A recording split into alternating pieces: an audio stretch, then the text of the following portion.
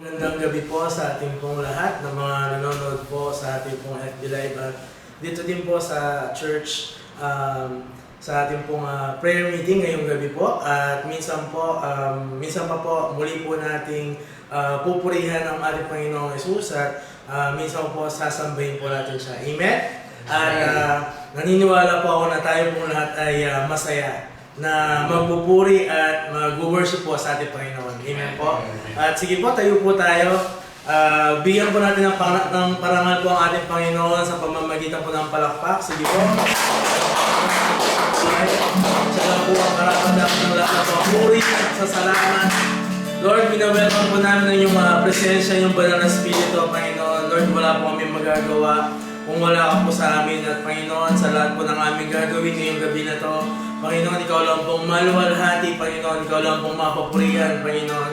At Lord, sa amin pong pagpupulit, pagsamba sa iyo, Panginoon. Lord, mangyari yung kalooban, Panginoon. Lord, makita namin, Panginoon. Lord, ang lahat po ng yung mga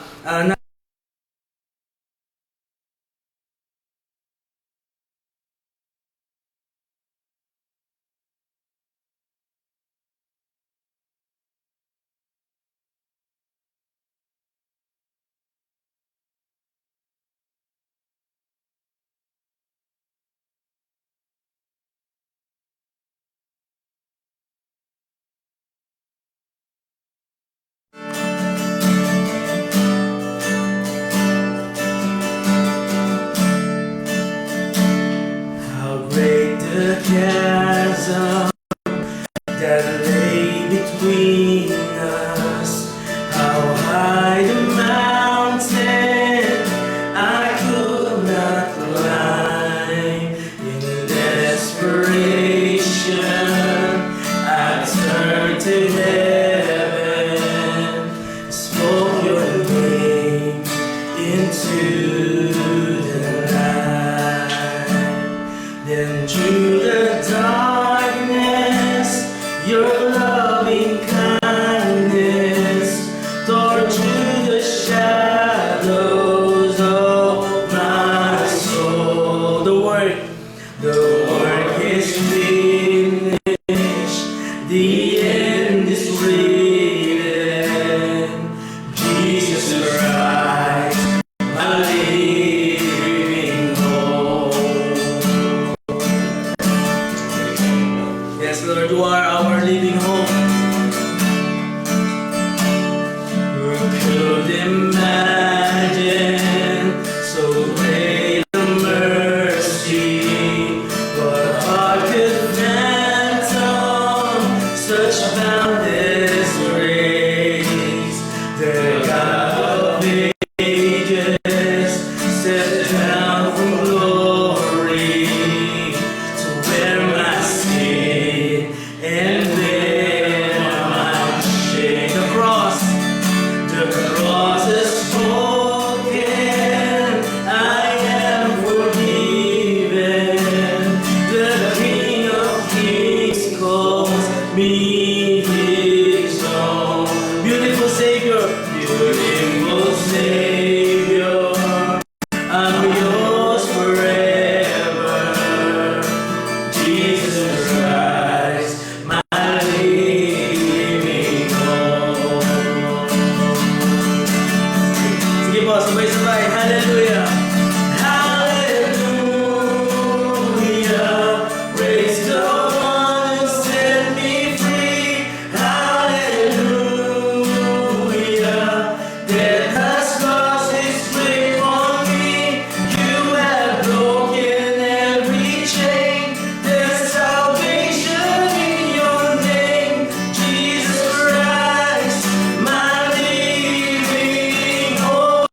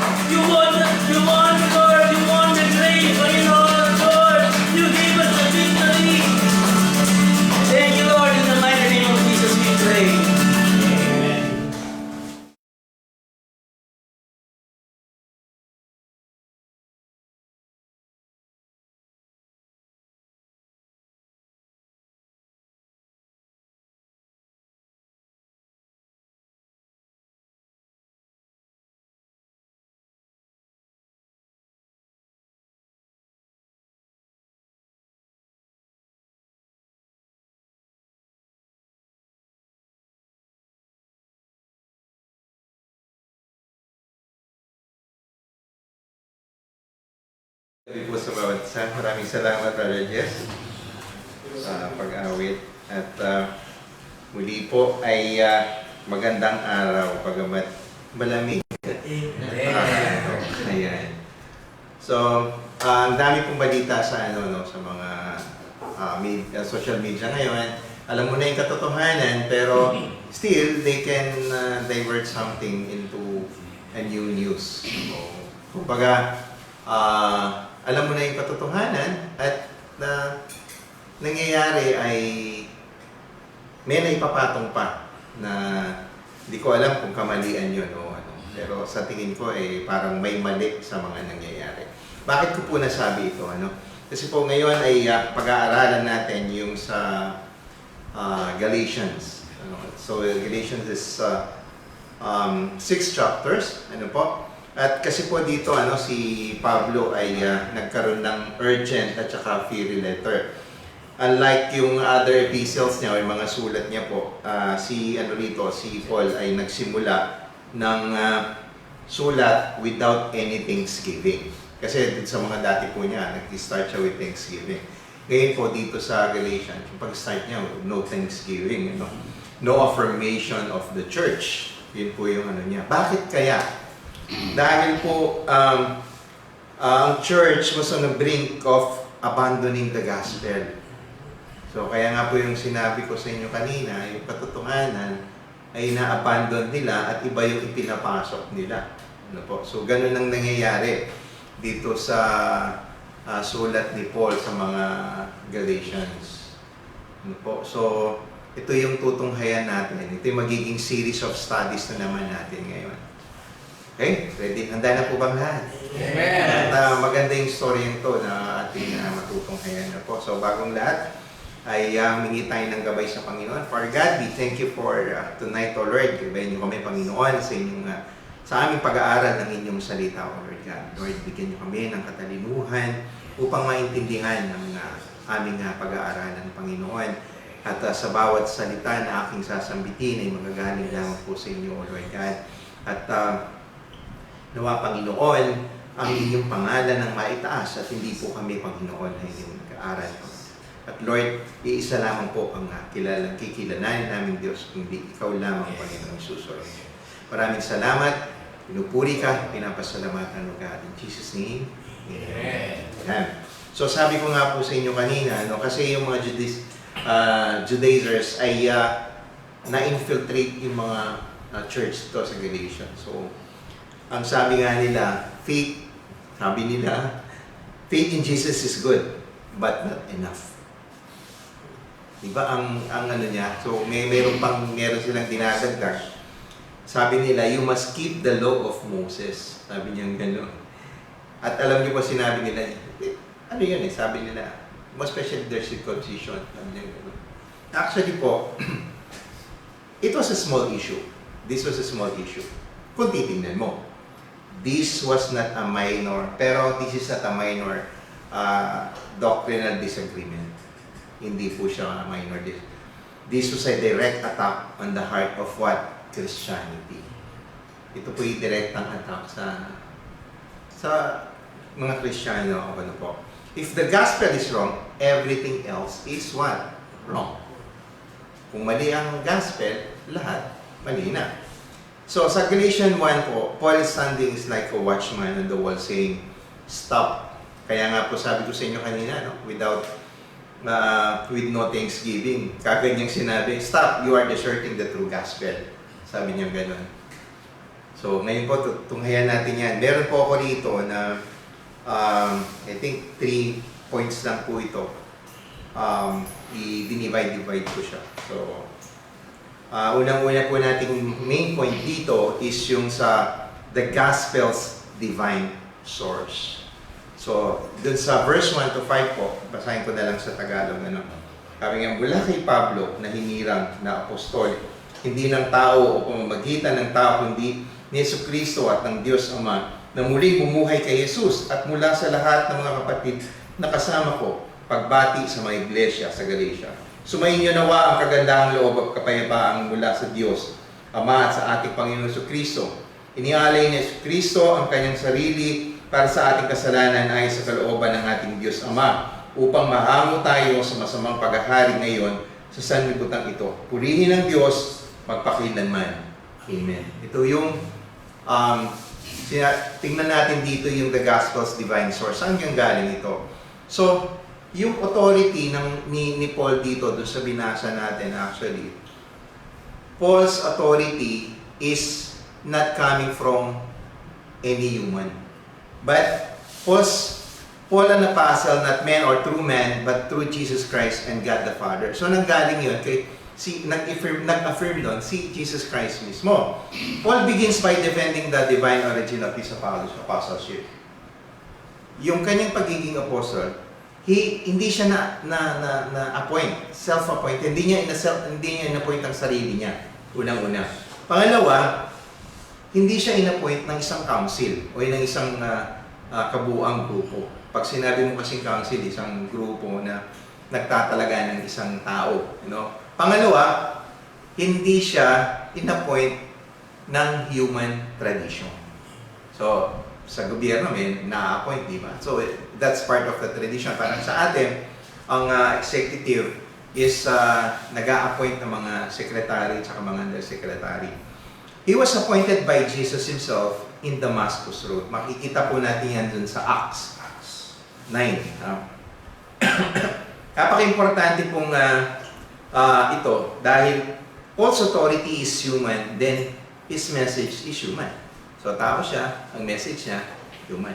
Pero ang appointment niya, hindi galing kanino man. Kay Jesus Christ lang. But if Paul's authority is divine, then his message carries what? Heavenly authority. So yung otoridad niya na sinasabi niya ay galing sa langit. Okay po? So yun yung una. Pangalawa, the gospel is rooted in Christ's sacrifice. Dun sa verse 4 yun. Who gave himself for our sins.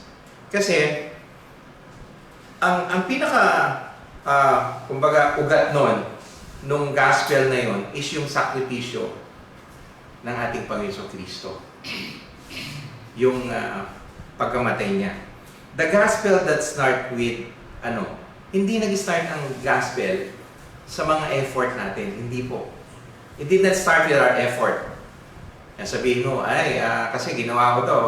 Kaya nasave ako, ginawa ko to Hindi. It's not our obedience. Hindi yung pagsunod mo lang. Susunod ako sa magulang ko. Susunod ako kay pastor. Hindi. Hindi lang yun, does not start also with our repentance, our church attendance. Hindi yun. Hindi nag-start doon. Saan po nag-start? The gospel begins with Christ giving Himself. Huwag niyo pong kakalimutan yun. Nag-start ang gospel when Jesus Christ gave Himself. Okay? Kaintindihan po tayo. At tandaan natin, ang mga sinners, we as a sinners, did not climb up to God. Hindi. Anong ginawa?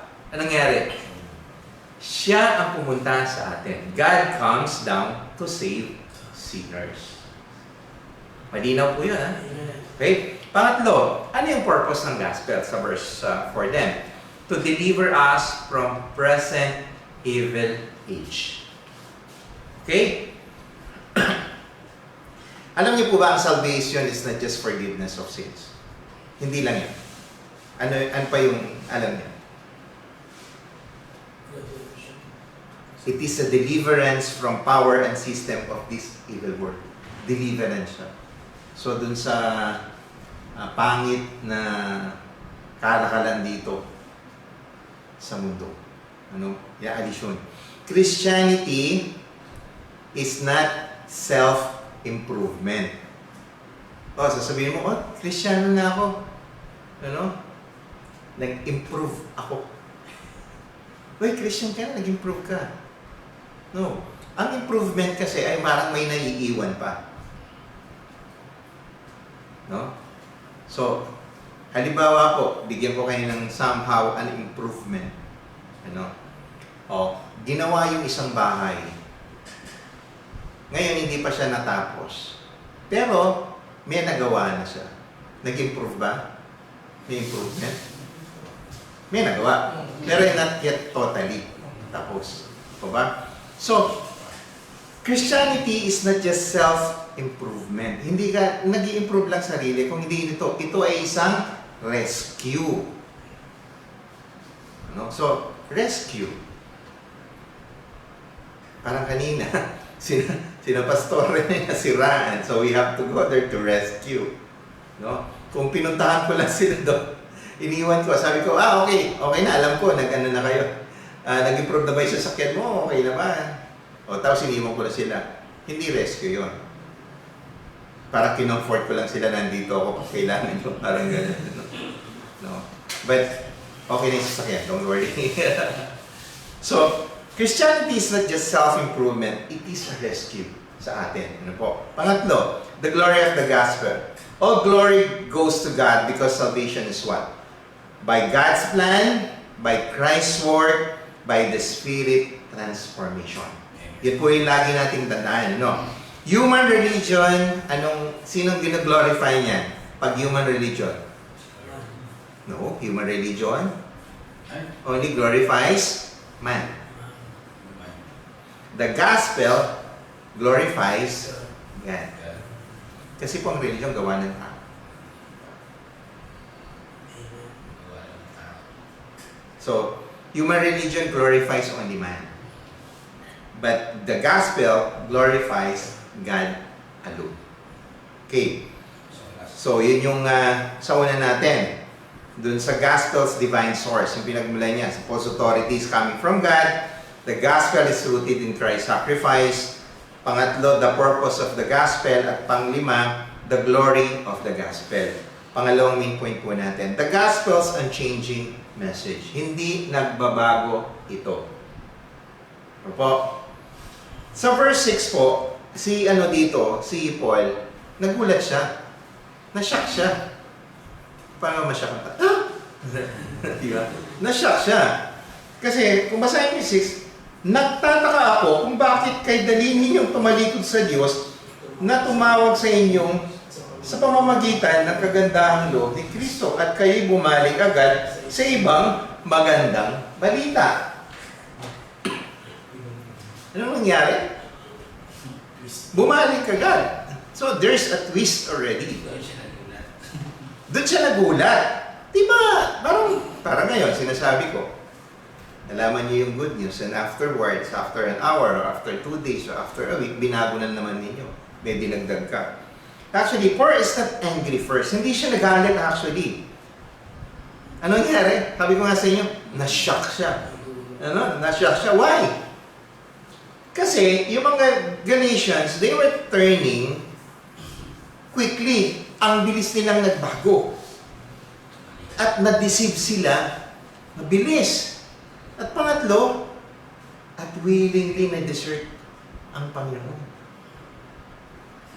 Bakit? Paano nangyari? When a believer embraces false doctrine, ayan, tingnan mo, they are not only deserting the truth. Tandaan nyo to. You are not deserting the truth only. We are deserting God who called them. Sino tumawag sa atin? Panginoon. Di ba? So, hindi lang natin dinedesert yung katotohanan, kundi ang Panginoon mismo. Kasi saan nag-start ang gospel? Sabi natin kanina, it's coming from Christ. That's when it started. Unang-una po yun, ano? So, Paul's shock and grief. Na-shock siya doon. Sa verse 7, basahin natin. Sa verse 7, anong nangyari dito ulit? Sabi niya, ang totoo'y wala namang ibang magandang balita.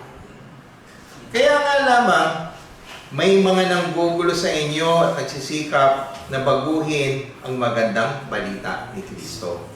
So, ibig sabihin, not there is another. Wala. So, paano nagkaroon ng another gospel? There are not many gospels. There is only one gospel. Anything added to the gospel destroys it. So, kung anuman ang idagdag mo dun sa gospel at wala sa salita ng Diyos, mali. Kahit dinagdagan mo lang ng konti. Hindi pa rin. Mali pa rin. Di ba? Parang ano po yan eh. Kapag gumagawa ka ng eroplano, lahat ng tornilyong tinatanggal, binibilang. Kapag binuo yan at may naiwang isang tornilyo, uulitin. Kasi hindi pa rin siya buo. Parang puzzle. Pag ang puzzle ba may naiwang isa, buo siya? Hindi, di ba? Pero pag dinagdagan mo pa rin yung puzzle, buo siya. Pero, may sobra. Hindi tayo sa Comelec. Ay, Comelec. Sorry po. Dagdag bawasan. Kasi, anything added to the gospel destroys it. Like for instance, Jesus plus works. No gospel.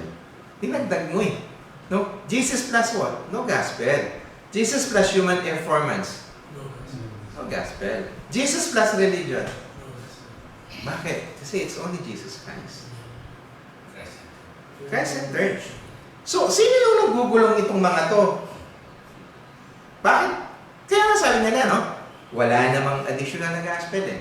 Iisa lang naman. Paano nagkaroon ng ganun? So, merong nanggugulo. Merong nagdadagdag. At sino yung mga yon? Sabi nun sa verse 7. Verse 7, yung pinakahuli. Kaya nga lamang may mga nanggugulo sa inyo at nagsisikap na baguhin ang magandang balita ni Kristo. May nanggugulo. Sino yon? Yung mga false teachers. Do not usually deny Christ. Hindi nila dininay, ha? They did not deny Christ. Diba? Hindi naman nila, but they are using the name of Christ. Kasi dinadagdagan nila eh. Jesus plus. Di na pagdagdag. You know? They distort the gospel subtly. So, believe in Jesus. Lagi nilang sinasabi, believe in Jesus. But, diba? Bakit may but? Believe in Jesus. But, you must give ganito, ganyan. O, may dagdag na.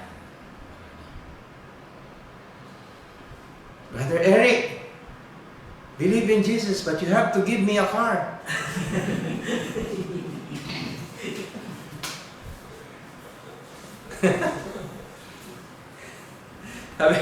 Grace is good, but you also need, diba? Grace, it's only grace, diba? But you also need. So, may dinadagdag na gano'n. So, yun yung yun yung nagkakaroon ng distortion, nagkakaroon ng gulo. A half-truth is a whole lie when it comes to the gospel. Hindi po pwedeng dagdagan yan. Hindi siya pwedeng bawasan. Yun na yun. At hindi na natin pwedeng baguhin yun. Ano po? Oh. Parang tayong mga tao, hindi ka pwedeng bawasan. Di ba? Pag inalis ang buhok mo, ang tawag sa'yo. Oh. Kasi may kulang ka ng buhok. Di ba? Pero kung kompleto buhok mo, wala. Wow. Wala yung dadagdag. Pero, halimbawa, kalbo ka, dilagyan ka ng buhok, anong dadaghin? Wig. O, hindi pa rin buhok yun. So, may dinadagdag, kumbaga. So, hindi siya dapat dinadagdag. So, the false teachers distort the gospel, since verse 7. Paano yung wala na kasi, hindi naman dinagdagan niya. So, God's curse on any false god. Uy, happy din. Curse na to. Sa verse 8, sabi nga nun, subalit kahit kami o isang anghel mula sa langit ang mangaral sa inyo ng magandang balita na iba sa ipinangaral namin sa inyo, parusahan nawa siya ng Diyos. Paul is so serious about this that he says it twice. Even if an angel preaches a different gospel, still wrong. He cursed pa rin. Even if Paul himself changes the message, itinalaga si Paul, tandaan nyo. Pero pag binago niya ang message, it's not correct. Kaya nga po tayo, we encourage everybody, believers, to really read the Bible and understand it. Otherwise, tayo'y madideceive. Ano? Let them be accursed, eternally condemned. Why so strong? Bakit ang lakas naman ng cursed kagad? Because of false gospel, kasi po yung false gospel, unang-una cannot be saved, cannot save, cannot transform, and leads people to where? Hell. Hindi ka matatransform. You'll not be saved. So if you're not saved, isa lang naman ang pupuntahan mo dyan. Impyerno. Diba? So this is a spiritual warfare. Spiritual warfare. Kaya sinabi kong spiritual warfare. Dahil we are fighting with spirit. Doon sa mga tao na nanggugulo, nagdi-distort about the gospel. No? Pang-apat. Excuse me. Pleasing God versus pleasing people. Verse 10. Sabi nito. Bakit ko sinasabi ito? Dahil ba sa nais kong mapuri ng tao? Hindi. Ang papuri lamang ng Diyos ang tangi kong hinahangad. Sinisikap ko habang magbigay lugod na tao, hindi kung iyan ang talagang hangad ko. Hindi na sana ako naging alipin ni Kristo. So lahat ng ginagawa niya ay hindi siya humihingi ng papuri sa inyo. Lahat po ng gagawin natin. Ano? Why? The false teachers pleasing men, Paul pleases God. Yung ginagawa ni Paul, kahit sabi nga niya, kahit ikamatay niya, ang ginagawa niya, hindi niya iiwanan. If we change the gospel to make people comfortable, we are no longer servants of Christ. Kapag binago natin ang gospel, para lang ma-comfort, hindi, kumbaga, gagawin natin ibang, dinadagdagan natin, just for the sake of the people, na makomportable. Example lang. Bigyan natin ng example. The moralism. Para lang hindi matulog yung mga tao sa preaching. So more on the morals. Yung giving, tapos ginagawa yun sa prosperity gospel, nasabihin niya, oh, bigay ka ba ng bigyan to? Panginoon, bibigyan ka ba? Balik ng ganito. Yes, God will going to bless you. But, is your heart really understand the true meaning of the generosity that it's coming from God? Tandaan niyo po, kapag tayo, mga Kristiyano, natutunan natin at na maging servant tayo ng Panginoon, binless ka na niya. Ibinabalik lang natin yung blessing sa Kanya. Huwag mong gawing bangko. Ano? Oh, bibigay ako. Meron interest. Ganun po kasi ang... Oo, yun pa, meron pa siksik, ano yun, pandisito. Yung dinadagdag kasi nila. So, wag naman po. So, pangatlo, the gospel's transforming power and mission. Okay pa? So, unang-una po, Paul defends the gospel not only with doctrine, but with his life. Hindi lang niya pinagtanggol sa pamamagitan lamang ng doktrina. So, ang iba kasi, okay, nag-preach ako, tapos napahiya ka, umurong ka na. Pero si Paul, hindi. Hindi lang niya pinaglalaban ng doktrina. Gusto niyang ipaglaban ito kahit anong mangyari, kahit ikamatay niya. Laban. Ano? Bakit? Unang-una, the gospel is a revelation. Verse 11 and 12. Basahin nga natin ito. Parang nagugutom na kung narinig ang kamay ito. Pasensya na po, pasmado. Sabi sa 11, mga kapatid, nais kong malaman ninyo na ang magandang balita, ipinangaral ko'y hindi kathan ng tao. Hindi ko ito tinanggap mula sa tao at hindi rin itinuro sa akin ng sinumang tao. Si Jesucristo mismo ang naghayag nito sa akin. That's the revelation. Yung ebanghelyo, walang nagsabi sa kanya. Hindi inihayag ng kung sino man. But it's coming from who? Only Jesus alone. So, kaya nga dinidepende, I didn't receive it from any man. Paul didn't invent the gospel. Hindi niya inimbento to. Hindi lang niya sinulat to. And he did not learn it from any apostles. Hindi niya natutunan to kung kanino man. It came directly from who? From Jesus. Bakit?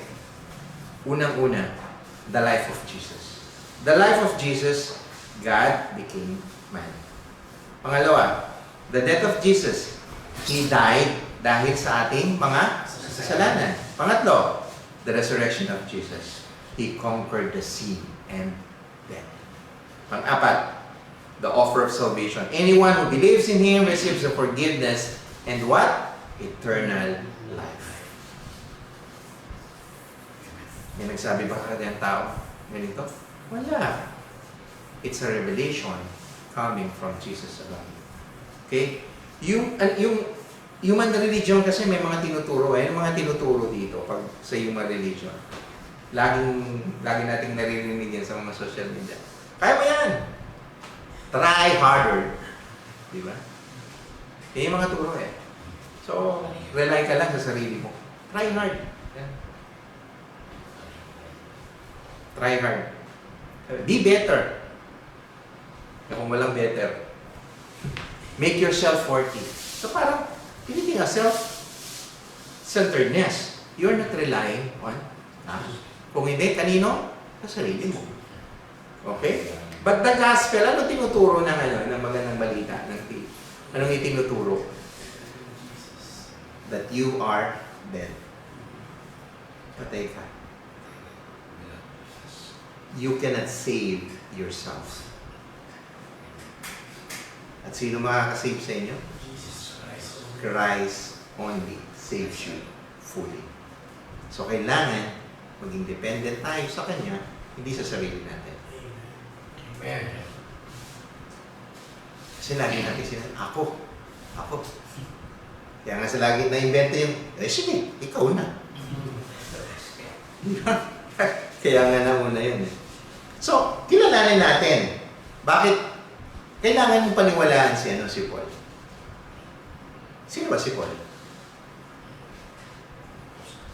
Si Apostle Paul. Sino siya? Yung nakaraan niya. Nasa 13 yan. Tingnan natin. Hindi kaila sa inyo kung paano ko namuhay noon bilang kaanib ng relihiyon ng mga Hudyo. Walang awa akong inusig ang iglesia ng Diyos at sinikap na ito'y masakin. Sa relihiyon ng mga Hudyo, nahigitan ko ang maraming kasingidad ko at ako'y lubhang masugid na kaugalian ng aming ninuno. So, sino siya? Persecutor. Persecutor sa mga Kristiyano, mga believers. Hindi lang yun. Charge destroyer pa siya. Oh, ano pa? Legalistic Pharisees. Ibig sabihin, talagang ito ang law, dito lang ako. Legalistic. If anyone could be saved by works, kung sa trabaho lang, kung masasave ka lang, si Paul na yun.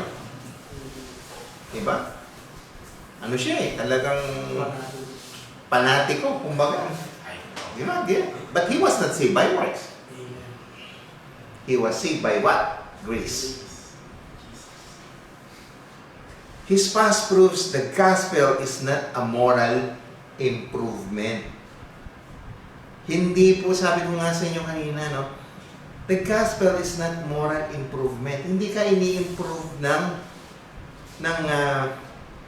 gospel. Anong ginagawa sa iyo?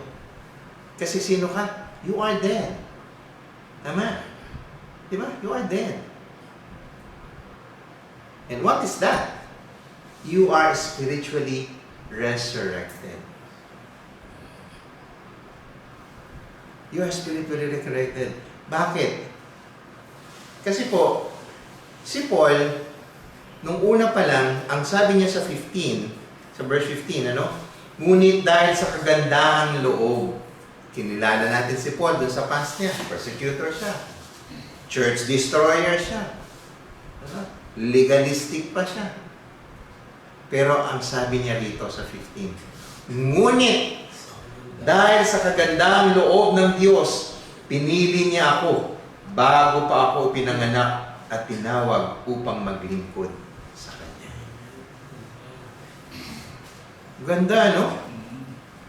May plano. There's a God's eternal plan kay Paul. Set me apart from my mother's womb. Sabi, grace did not begin when Paul believed. Ang grasya hindi nagsimula nung naniwala si Paul. Grace began before Paul was born. God had a plan for him before he drew his first breath. Bago pa lang siya ipinanganak, may plano na ang Panginoon sa kanya. Pero sino si Pablo? Nung past niya, napakasama niya. Diba? So kayong nandito, may plano ang Panginoon sa inyo. May plano ang Panginoon sa atin. Bago pa lang tayo pinanganak. Nakaplano na yan. Nga sabihin mo, walang plano sa akin ng Panginoon kasi alam mo naman, dati ako, ganito lang ako eh. Ano nangyayari sa buhay ko? Hindi po. May sasama pa ba dito kay Pablo? So, God revealed His Son in Paul. Sa verse 16. Sabi, nang minabuti niyang ihayag sa akin ang kanyang anak upang may pangaral ko siya sa mga hentil. Tayo po yun. Hindi ako sumangguni sa sino mang tao. Notice Paul that says, to me, but in me. The gospel is not just information. Ito po ay transformation. Nagka-transform tayo. Kagaya na nangyari kay Paul. Amen. So, ano tong mission niya? No? Paul's immediate mission. He did not need human validation. 16-17. Kasi sabi po niya, hindi ko rin ako nagpunta sa Jerusalem upang makipagkita sa mga pastol na nauna sa akin. Sa halip, nagpunta ako sa Arabia at pagkatapos bumalik ako sa Damasco. He did not need human validation. He began preaching immediately. Why? Kasi nanggaling yung gospel na inihayag mismo that Jesus Christ revealed it through Him. Hindi na niya kailangang sumangguni sa ibang tao. So yung testimony po ni Paul, it nag-spread. Kung babasahin po natin yung 23 to 24, this is the last 3 verses, sabi dito, nakarating lamang sa kanila ang ganitong balita, ang dating umuusig sa atin ay nangaral na ngayon ng what? Pananampalatayang dati sinikap niyang wasakin. Kaya't nagpuri sila sa Diyos dahil sa akin. Ganda ng story ni Paul. So tayo po, yung nangyari sa atin, yung nagiging testimony natin. Kagaya po ni Pablo. Pero Paul's testimony spread. They glorified God because of me. Hindi, nag-glorify, nabilib ako kay Paul, yan ito. Hindi. Ang Panginoon ang itataas natin. Ipapakita natin na bago ang buhay ko, binago ang buhay ko ng Panginoon sa pamamagitan ng Kanyang grasya. Hindi sa pamamagitan ng sarili ko, kaya ako nagbago. Hindi po yun. Sa grasya lamang ng Panginoon. Ganda ng buhay ni Pablo. At dito, pinakita. Kung makikita po natin yung significance ng Galatians 1, unang-una, the gospel is exclusive. I-summarize po natin yung Galatians. Ano yung significance ng Galatians 1? Unang-una, the gospel is exclusive. Only one message, not sincerity, not zeal, not religion. Only who? Christ. Exclusive lang. Okay, pangalawa, the gospel is under attack. Not always by, hindi mo mga atheist to. Often religious teachers, mga preachers din. Anong pinapasok? Moralism, legalism, prosperity gospel, self-help gospel. Yan po yung pinapasok nila. Pag pinasok mo ng ganito yun, hindi na siya totoong gospel. Tinagdagan mo. Kaya nga po yung preaching, more on the moralism, and your preaching is not centered kay Kristo, that's moralism. Puro morals lang, mga motivation lang sa mga tao. Saka, puro pagpapala lang yun. Alam niyo po ang tunay na pagpapala? Nung binigay ang buhay ng Panginoon Kristo upang tayo ay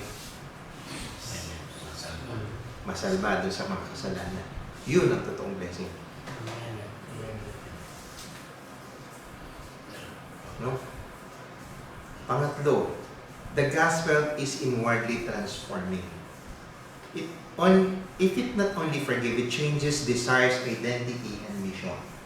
So tayo, yung desire natin, puro dati kamunduhan. So, mababago yan. Pag nabago yan, yung identity mo, magbabago. So, kagaya ni Paul, diba? Ito yung identity niya. Nabago. Saan siya napunta? Sa mission. Ganun din po tayo. Hindi yung nalaman ko na, gospel, sa akin na lang ito. Hindi. Lahat tayo may mission. Okay? The gospel demands courage. Uy, katapangan. Andres Bonifacio. Preaching the gospel invites criticism. Oh, ay nako. Totoo po yan. But we must God pleasers, not man pleasers. Tandaan nyo, ang Panginoon ang tumitingin sa atin. Ako kasi, nung makakilala ako sa Panginoon, sabi sa akin ng tatay ko, pinag-aral pa man din kita sa mga sa private school, tapos magiging ganyan ka. Nagulat ako. Ano ba nangyari sa akin?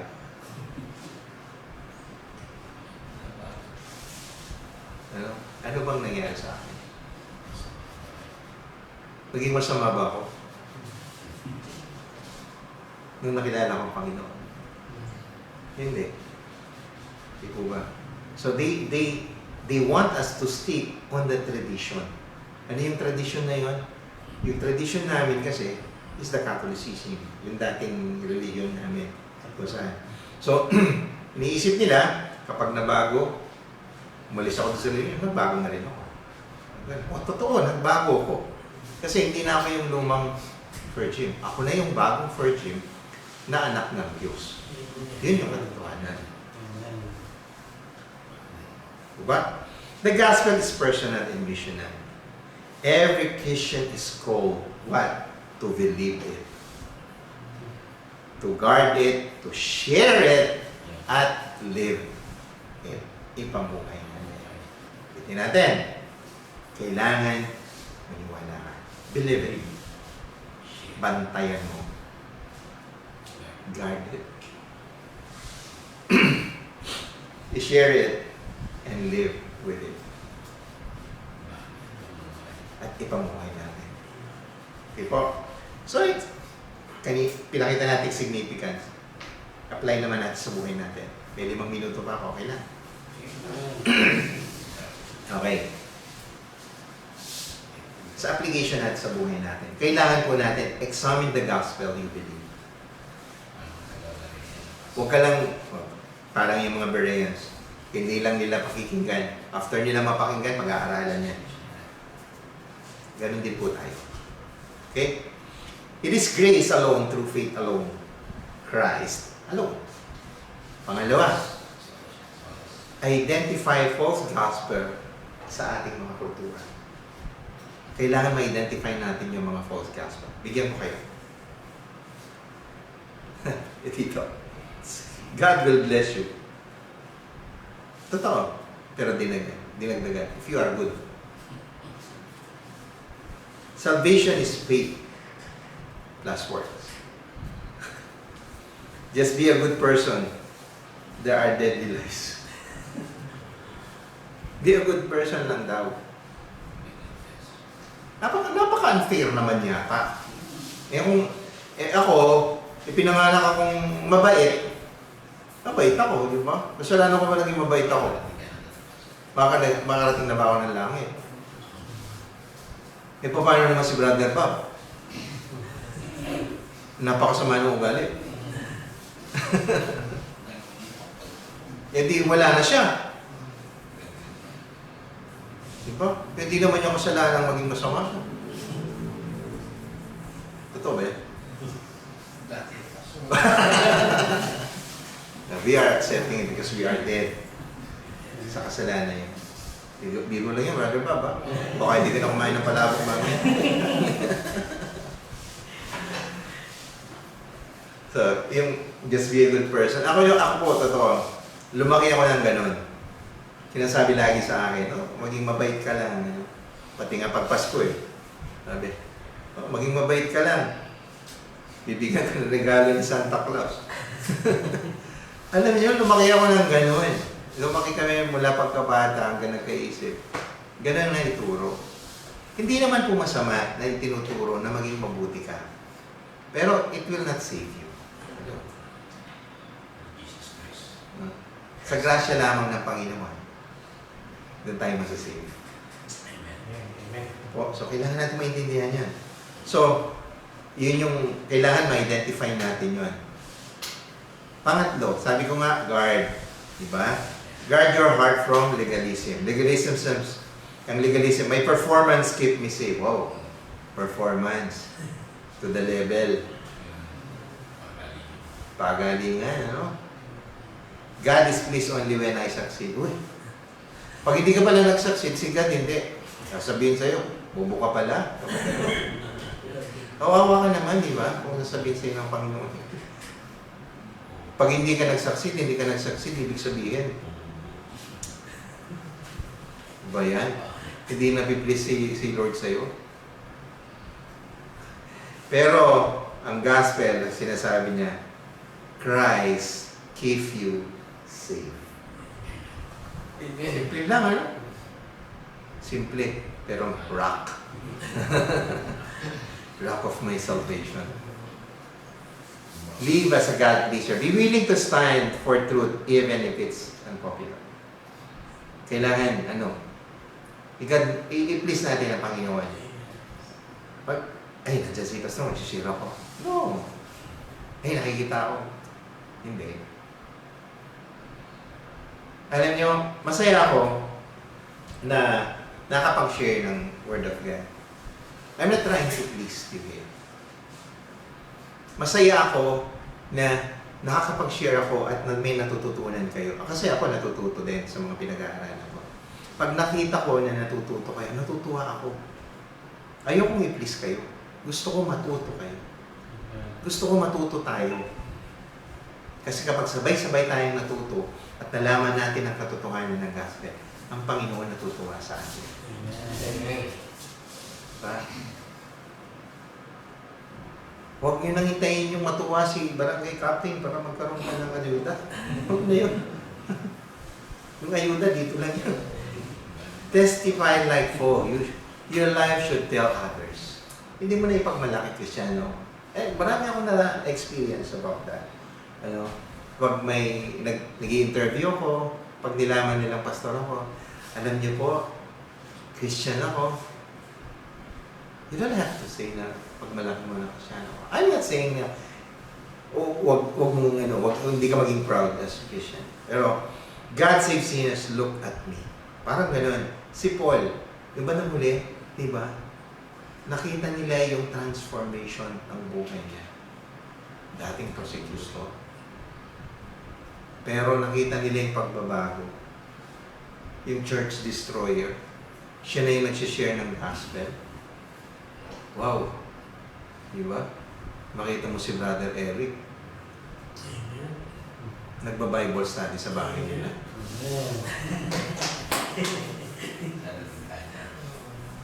Alam nyo, mangyayari yun. Yes. Bakit po? Alam nyo yung nag-BBS kami sa konting story lang about Brother Ed. Okay lang. I'm going to ask for permission from Brother Eric.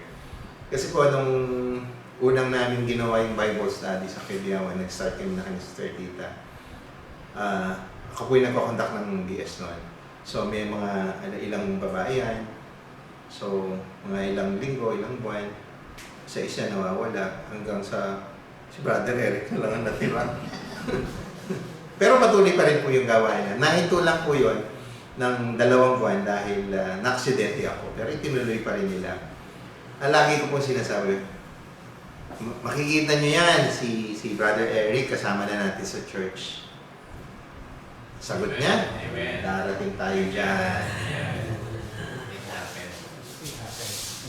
Ano nangyari? Oh, nandito siya. Diba? So there's a transformation. Yan nga po sabi ko sa inyo. Tayong lahat, we're going to testify. So, si Brother Eric, i-umpisa niya yan sa family niya. Amen. So, yan. Amen? Amen. So, hindi lamang po natatapos doon ang ano natin. So, kaya nga po, binigyan ko ng application sa mga buhay natin at individual dito, kagaya ng ginawa ni Pablo.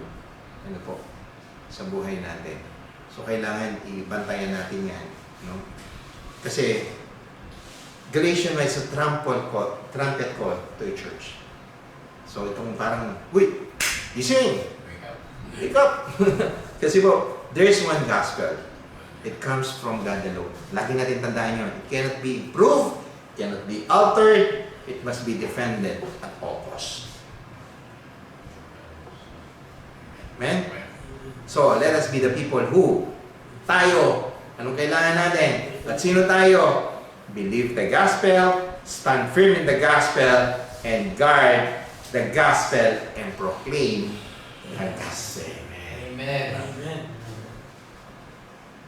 Diba? Ang ganda. Believe the gospel, stand firm in the gospel, guard the gospel, and proclaim the gospel. Amen? Amen. Diba? Sarap pakinggan ng gano'n. Apat lang naman gagawin natin. Pag nagawa natin yun, praise God. Libu-libong anghel ang umaawit para sa atin nun. Umapalakpak. Diba? Ang Panginoon, nasasabi niya, anak ko yan. Amen? Sana po ay may natutunan tayo at bago po tayo magbukas, langin tayo na gabayan tayo ng Panginoon na magawa po natin ito. Sabi ko nga po, hindi madali. Pero through grace, itong lakarin natin ito, ipalalakasan tayo ng Panginoon. Maraming salamat, Panginoon, sa gabi ito sa aming napag-aralan. At salamat po, Panginoon, sa sulat ni Pablo sa mga taga-shoulder. Truly, O Lord God, it's a trumpet call. It's a trumpet call for the church, O Lord God. Kailangan po, Panginoon, ay bantayan namin ang gospel, O Lord God.